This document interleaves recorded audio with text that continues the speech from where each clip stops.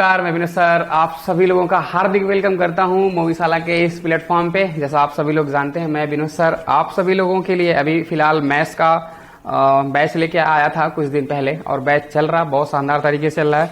बहुत सारे लोग एडमिशन भी उसमें ले रहे हैं और पढ़ रहे हैं एकदम बेहतरीन तरीके से। हर वो सारी कॉन्सेप्ट सिखाए जा रहे हैं उसमें जो आपको नीड होती है एग्जाम के लिए। तो अभी बच्चों की डिमांड आ रही थी, सर क्या मैथ्स ही केवल पढ़ाएंगे? तो मैं उन लोगों के लिए एक अच्छी खबर लेके ये आया हूं कि केवल मैथ्स नहीं, आपको पता ही होगा मैं मैथ्स के साथ साथ आप लोगों को रीजनिंग भी पढ़ाता हूं। तो आज ये जो मैं आप लोगों के सामने दिख रहा हूं, ये एक नए बैच के अनाउंस करने के लिए मैं आया हूं। आप सभी लोगों को जानकर बहुत खुशी होगी कि मैं आप सभी लोगों के बीच में रीजनिंग का टॉपिक लेके आ रहा हूं, और आप लोग आज रीजनिंग पढ़ेंगे। मतलब आज से रीजनिंग शुरू होगा, यानी तर्क शक्ति आज से शुरू हो रहा है। तो ये है ना खुशी की बात। आप सब लोग जानना चाहेंगे कि इसकी फीस कितनी होगी, क्या होगा, इसमें कौन कौन सा कंटेंट पढ़ाया जाएगा। बहुत सारा चीज होगा आपके दिमाग में, ऐसा होगा कुछ। तो चलिए मैं आप सभी लोगों को बता देता हूं कि क्या क्या हम इसमें कवर करेंगे और फीस कितनी होगी और फीस क्या से क्या हो सकती है, वो सब कुछ इसमें डिटेल आप लोगों को मतलब मैं बताऊंगा। ये है इंट्रोडक्शन का ही, मतलब ये जो भी है ये इंट्रोडक्शन है, परिचय है किसका, मतलब कि क्या हम लोग पढ़ने वाले हैं उस चीज का, और क्या क्या इसमें होने वाले हैं खूबी, और इसके पढ़ने से क्या क्या लाभ होंगे, वो सारे सब कुछ। तो जैसे आप देख पा रहे हैं कि रीजनिंग तर्क शक्ति, आपको ये हेडिंग दिख रही होगी, इसमें हम लोग क्या कवर करने वाले हैं। तो सबसे पहले मैं आपको बता दूं एक चीज कि इसमें हम लोग कवर करेंगे all exams. All exams, all exams का मतलब समझ रहे हैं? मैं देखिए मैथ का तो मैं 2 बैच पढ़ाता हूं, 2 बैच। एक पढ़ाता हूं प्री, मतलब प्री का मतलब ये होता है कि फाउंडेशन बैच, यानी कि कॉन्सेप्ट फाउंडेशन बैच। जैसा आप लोग जान रहे हैं ना, अभी चल रहा है कॉन्सेप्ट फाउंडेशन बैच। उसमें क्या होता है ना, कॉन्सेप्ट फाउंडेशन बैच में क्या होता है कि बच्चों को वो सारी छोटी छोटी चीजें बताई जाती हैं, वो सारे तरह के क्वेश्चन बताए जाते हैं जो कि एग्जाम में आते भी नहीं है। मतलब वो सिखाए जाते हैं कि इस टाइप के भी क्वेश्चन अगर आए बाय द वे, तो कैसे आप उसको सॉल्व कर पाओगे। बात समझ में आ रही है आपको? तो उसमें क्या है ना, छोटी सी छोटी चीजें भी बताई जाती हैं, कॉन्सेप्ट बताया जाता है, हर तरीके के सवाल बताए जाते हैं। लेकिन रीजनिंग में ऐसा कुछ नहीं है। रीजनिंग क्या होता है ना, रीजनिंग में मैं सिर्फ और सिर्फ एक बैच पढ़ाता हूं, एक बैच। और एक बैच में मैं बेसिक से लेकर के एडवांस लेवल तक पढ़ाता हूं। जिसको आप बोल सकते हो, मैं आपको बात करूं, जिसको आप बोल सकते हो वो कौन सा बैच हो सकता है, तो वो 0 to हीरो बैच हो सकता है। 0 to हीरो बैच हो सकता है। तो 0 to हीरो बैच है तो उसकी फीस भी होगी अच्छी खासी, आप सब लोगों को मालूम होगा।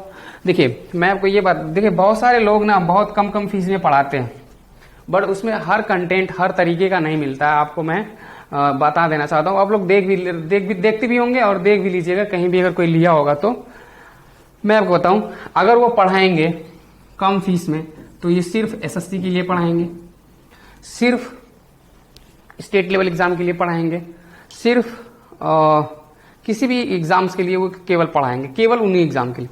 लेकिन मैं आपको बता दूं, तो जो मेरा ये बैच है ना, ये ऑल एग्जाम्स के, यहां तक कि सीसैट के लिए भी है। सीसैट जैसे कि यूपीएससी कराती है, जीएस फर्स्ट के पेपर में सीसैट होता है, उसमें मैथ्स और रीजनिंग दोनों आते हैं। तो जो रीजनिंग का पार्ट होगा ना, वो सीसैट का भी होगा, बैंक का भी होगा। बैंक की रीजनिंग जानते ही कितनी खतरनाक होती है। मैं जब ये बैच पढ़ाऊंगा आपको, जो टॉपिक सब मैं समझाऊंगा ना, वहां पे मैं क्लियरिफाई करते चलूंगा कि कौन सा बैच कौन सा टॉपिक किस एग्जाम में नहीं आता है, उसको मत पढ़िएगा। जैसे मान लीजिए आप बैंक की प्रिपरेशन कर रहे हो, तो बैंक की प्रिपरेशन कर रहे हो तो मैं ये बता दूंगा ना कि ये टॉपिक बैंक में नहीं आता है, लेकिन पढ़ाऊंगा मैं, तो उस टॉपिक को आप छोड़ दीजिएगा। जिस बच्चे को पढ़ना होगा वो बच्चा पढ़ेगा।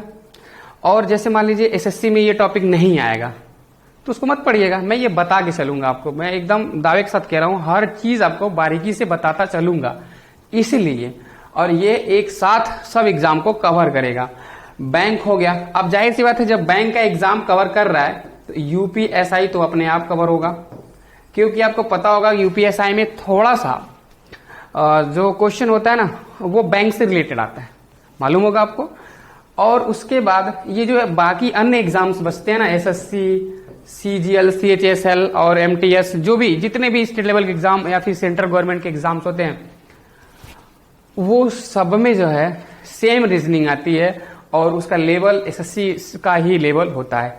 2-3 का लेवल अलग अलग होता है, जैसे मैंने आपको बताया। एक लेवल होता है सीसैट का अलग, एक बैंक का अलग और एक यूपीएसआई का अलग। तो इन तीनों को भी मैंने उसमें शामिल किया है।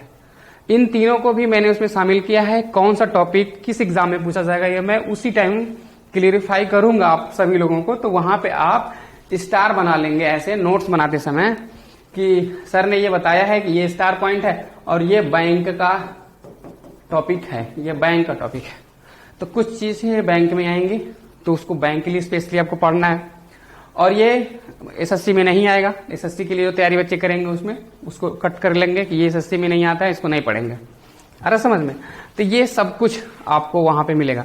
तो आप लोग इसको जानने के लिए उत्सुक होंगे कि सर इसकी फीस कितनी होगी। तो चलिए मैं बता देता हूं। 0 to हीरो बैच की जो फीस है वो ओनली 1350 रुपीज है। 1350। जैसे आप लोग देख पा रहे होंगे, जब आप गो टू प्लान पे आप जाओगे तो वहां पे फीस ये दिख रही होगी। रीजनिंग की फीस 1350।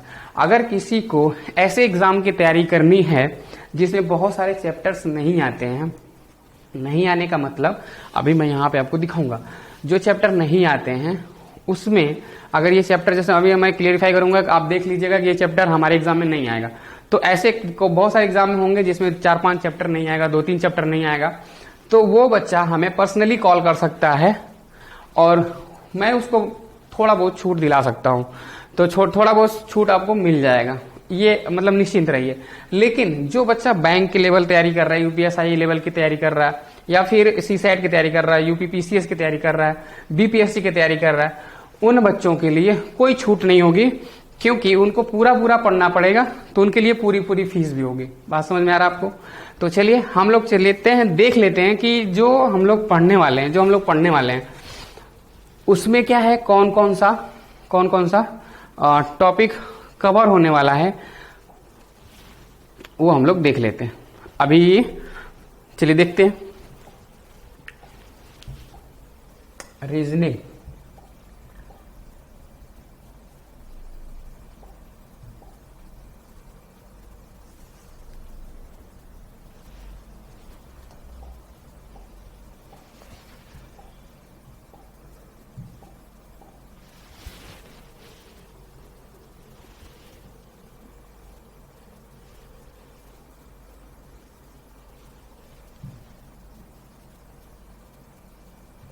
चलिए आपको दिख रहा होगा बहुत अच्छे से। अब ये इतने सारे चैप्टर्स हैं। चैप्टर कितने हैं तो ये देखिए 26 और ये लिखिए पूरा मिला के 46। मतलब हमको कितना चैप्टर पढ़ना है? 46 चैप्टर पढ़ना है। इतना लंबा चौड़ा सिलेबस है। अब इतने लंबे चौड़े सिलेबस में आप जब एग्जाम की तैयारी कर रहे हो, जिस एग्जाम की तैयारी कर रहे हो उसके सिलेबस के बारे में अच्छे से मालूम होगा। कौन कौन सा चैप्टर उस एग्जाम में पूछा जाएगा ये भी पता होगा। नहीं मालूम है तो मैं बताऊंगा आपको जब हम लोग क्लास स्टार्ट करेंगे कि ये टॉपिक किस एग्जाम में नहीं आएगा। मैं ये बताऊंगा कि किस एग्जाम में नहीं आएगा, ये थोड़ी बताऊंगा कि इस एग्जाम में आएगा। मैं बताते रह जाऊंगा, क्योंकि इतने सारे एग्जाम्स होते हैं ना इंडिया में कि सारे एग्जाम का नाम लेना बहुत वो हो जाएगा। तो किस एग्जाम में नहीं आता है मैं सिर्फ वो बताऊंगा। तो वहां से आप नोट डाउन कर सकेंगे, जान सकेंगे कि ये एक चीज नहीं आएगा यहाँ पे। तो जैसा आप देख पा रहे हैं ना, ये सारा चैप्टर मैं थोड़ा सा बता दूं कहां से मैं पढ़ाऊंगा, कैसे पढ़ाऊंगा। जैसे आपको दिख रहा होगा ना, सबसे पहले कोडिंग डिकोडिंग, तो इसको अभी नहीं पढ़ाऊंगा मैं, इसको नहीं पढ़ाऊंगा। सबसे पहले हम लोग पढ़ेंगे वर्णमाला पढ़ेंगे। वर्णमाला पढ़ने के बाद हम लोग पढ़ेंगे क्या? शब्द गठन, शब्दकोश। इंग्लिश बताता मैं चलूं, ये अल्फाबेटिक है, मतलब जैसे कि अल्फाबेट पहले पढ़ेंगे। शब्द गठन का मतलब कि वर्ड फॉर्मेशन है ये। फिर शब्दकोश यानी डिक्शनरी पढ़ेंगे हम लोग। उसके बाद अक्षरों का तार्किक क्रम पढ़ेंगे। उसके बाद अब ये 4 खत्म हो गया। ये 4 खत्म होने के बाद जस्ट हम लोग चलेंगे कहाँ? ऊपर ये पढ़ेंगे युग्म गठन। अब ये देखिए, अक्षरों का तार्किक क्रम पढ़ने के बाद हम लोग युग्म गठन पढ़ेंगे, अक्षर श्रृंखला पढ़ेंगे। अब ये जब पढ़ लिए तब जाकर के हम लोग पढ़ेंगे कोडिंग डिकोडिंग, जो सबसे पहले दिया ना, तब हम लोग उसको पढ़ेंगे कोडिंग डिकोडिंग। थोड़ा पढ़ाने का तरीका मेरा अलग होता है, आप सबको मालूम होगा। बट जब आप इस क्रम में पढ़ेंगे ना, जैसे मैं बता रहा हूं, तो बहुत अच्छे से समझ में आएगा आपको। अब उसके बाद हम लोग आ जाएंगे यहाँ पे संख्या श्रृंखला पे, लुप्त संख्या, सादृश्यता, जिसको एनालॉजी बोलते हैं। एनालॉजी बहुत इंपॉर्टेंट है। वर्गीकरण पढ़ेंगे हम लोग ये। उसके बाद गणितीय समीकरण पढ़ेंगे, जिसको मैथमेटिकल इक्वेशन बोलते हैं, आएगा ये। पासा मतलब डाइस, अब यहीं से शुरू होगा आपका अच्छे से डाइस। तो ये आप देख पा रहे हैं डाइस चैप्टर है। तो डाइस बहुत बेहतरीन तरीके से आप पढ़ोगे, 1 सेकेंड में क्वेश्चन सॉल्व होता है डाइस का, जब मैं पढ़ा देता हूं तो आप यकीन मानिए जो बच्चे हमसे पढ़े हैं वो जानते हैं इस चीज को। डाइस से रिलेटेड ही है क्या, डाइस के आसपास जो है से संबंधित ये भी होता है आपका घन और घनाभ ये।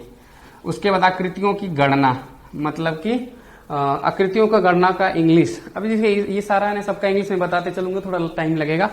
मतलब कि काउंटिंग ऑफ फिगर सबका बताऊंगा तो बहुत सारा समय लगेगा। अब आप लोग देख लीजिएगा क्या कैसे है। तो यहाँ पे रक्त संबंध यानी ब्लड रिलेशन, कैलेंडर, घड़ी यानी क्लॉक, ये हम लोग पढ़ेंगे ही पढ़ेंगे। दिशा परीक्षण में बहुत अलग तरीके से पढ़ाता हूँ, आप सबको मालूम है। रक्त संबंध भी मैं बहुत अलग तरीके से पढ़ाता हूँ, जो कि आपको मिलेगा नहीं कहीं। ये दो बहुत। अब देखिए, अब सबसे मेन चैप्टर कहाँ से स्टार्ट होता है, जो बहुत जगह बच्चे नहीं पढ़ पाते हैं, वो कौन सा चैप्टर है मैं बताऊंगा आपको। तो यहां से देखिए, ये न्याय निगमन। तो न्याय निगमन बहुत ही मतलब स्टार्टिंग से मैं आपको बताऊंगा, जो कि 2-4 सेकेंड में आप क्वेश्चन सॉल्व करोगे। उसके बाद क्रम व्यवस्था परीक्षण, ये मैं अभी नहीं पढ़ाऊंगा, अभी नहीं, तुरंत नहीं पढ़ाऊंगा ये। इसके बाद देखिए क्या मैं पढ़ाऊंगा आपको, समझिए, यहां से कुछ भी नहीं पढ़ाऊंगा।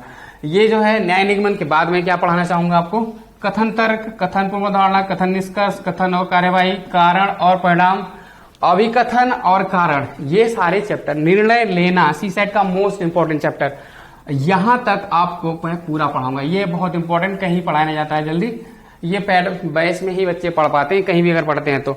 उसके बाद फिर मैं आऊंगा यहाँ पे क्रम व्यवस्था, बैठने की व्यवस्था, पहली ये 3-1 में आएगा। फिर वेन डायग्राम और समानताएं, मशीन इनपुट आउटपुट, ये यूपीएसआई का मोस्ट इंपोर्टेंट टॉपिक और बैंक का भी। तो ये सारा मैं आपको बताते चलूंगा कहाँ पे मैं हम लोग पढ़ेंगे इसको। शब्दकोश पर आधारित प्रश्न और ये आबयू, हम लोग इसको स्टार्टिंग में ही पढ़ लेंगे, यहीं पे हम लोग पढ़ लेंगे। जब इसको पढ़ेंगे ना, जस्ट इसको पढ़ लेंगे। निर्णय लेना मतलब डिसीजन मेकिंग, बहुत इंपॉर्टेंट चैप्टर होता है। और ये खास करके बैंकिंग सेक्टर के लिए और यूपीएसआई के लिए और सीसेट के लिए most important, most valuable chapter ये सब सारे होते हैं जितने यहाँ पे टिक लगे। इसको मत आप छोड़िएगा कभी भी, मतलब जब भी मैं पढ़ाऊंगा तो इसको पढ़ना ही है। नॉन वर्बल रीजनिंग में क्या है, तो नॉन वर्बल रीजनिंग बहुत ही मतलब छोटे लेवल की रीजनिंग होती है, आप लोग ऐसे पढ़ लेंगे। अगर मैं नहीं पढ़ाऊंगा तब भी आप इसका क्वेश्चन कर लेंगे। थोड़ा सा आपको मैं एक चीज सिखाऊंगा, क्या, दर्पण यानी कि मिरर, और क्या, मिरर और वाटर, ये जो इमेज होते हैं ना कैसे बनते हैं, कहाँ से मोल्ड होते हैं, कहाँ से कैसे शो होता है। तो जब मैं इसका कॉन्सेप्ट समझा दूंगा तो फिर उसके बाद जो है ना आप ये सारा कुछ कर लोगे बहुत आराम से। लेकिन कि इसको हम थोड़ा सा लेट पढ़ेंगे, लेकिन पढ़ेंगे जरूर। और ये जितना आपको मैं बता दिया, ये सारे एग्जाम में लगभग आते हैं, ये यहां से लेके यहां तक, और ये मिला करके सारे एग्जाम में आते हैं।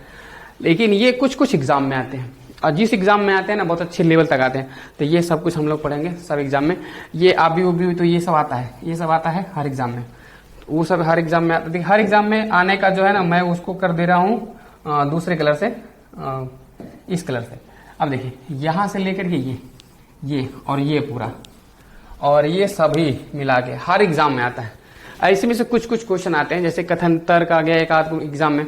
लेकिन अगर आप रेलवे की बात करो, बैंक की बात करो और यूपीएसआई की बात करो तो सब में आता है। ये सब कुछ आपको पढ़ना पड़ेगा। तो सब देख रहे हैं कितना 46 है।